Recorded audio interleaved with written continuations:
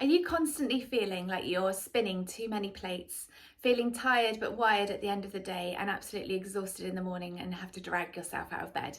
Then this episode is going to help you. We're focusing today on our 3 top tips to bring balance back.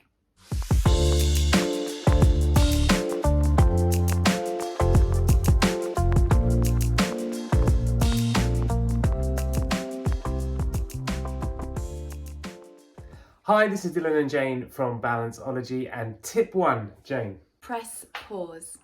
It might sound simple, but it's the hardest thing that people often find to be able to do. Schedule some time in your diary for you.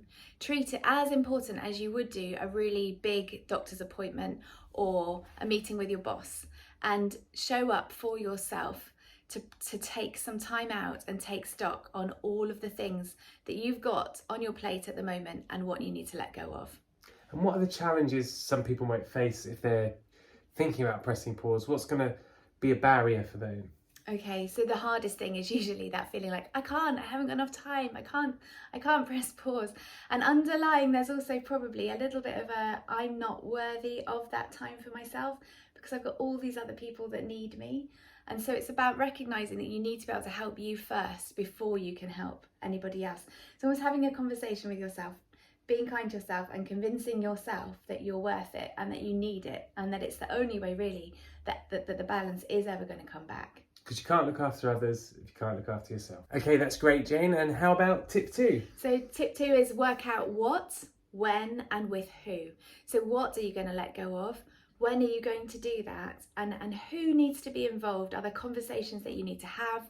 Are there people you need to ask help from?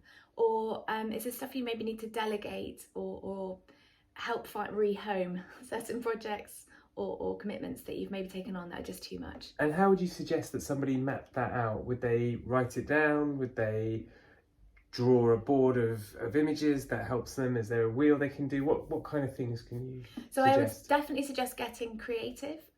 Help yourself to feel that it's going to be something exciting and inspiring and going to somehow motivate you. So get some pastels out, get some crayons out, get some paper out and map it out in a way that mapping out can be fun for you. So not necessarily a list. Like if a list doesn't light you up, it might be that you draw it, like you doodle how it's going to happen and who it's going to bring together.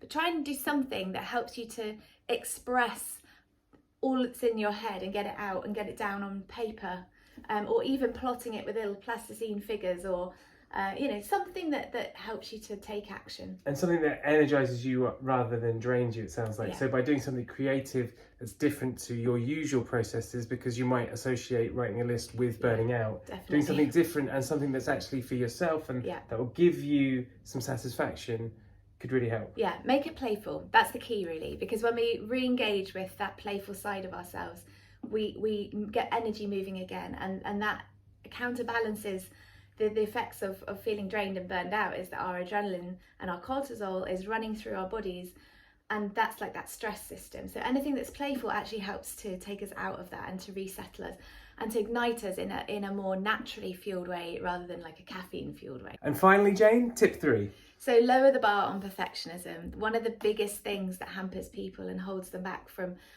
asking for help and delegating things to others is the fact that the underlying belief that no one's going to do it as well as you do, which may be true with certain things, okay, but you then need to accept that good is good enough, and someone else's good is better than your burnout. So relieve things to others, allow them to help you even if they don't quite do it as well as you do, and you'll feel better for it.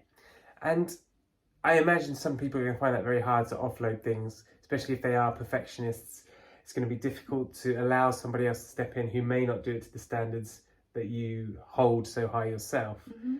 What advice can you give to those people about just being able to accept that they need help? Well, it depends whether you're motivated towards this feeling of freedom, lightness, and all of those plates no longer spinning, or at least not so many of them, or whether you're motivated away from the idea of completely burning out, completely being flawed.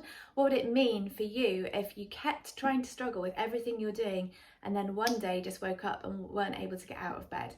Or one day you find yourself having a panic attack, or a stroke, or a heart attack, which is the whole cold, hard reality of what burnout sometimes means for some people. So you're worth what it takes to stay balanced. Notice whether that feeling of something that's better than what you're experiencing right now, that freedom, that lightness, whether that lights you up and will help you to see that as your focus, so that you can hand over things knowing that that's where you're heading, or whether it's that heading away from something that you definitely don't want and you want to avoid at all costs. And then keep that at the forefront of your mind whenever that little gremlin comes in and says, but if I give it to that person, they won't do it as well as I do. So our 3 main tips: 1, press pause; 2, map it out, what, when and who; and 3, lower the bar on perfectionism. I hope you enjoyed today's video, and don't forget you can check us out at balanceology.uk. Thank you, and see you again soon.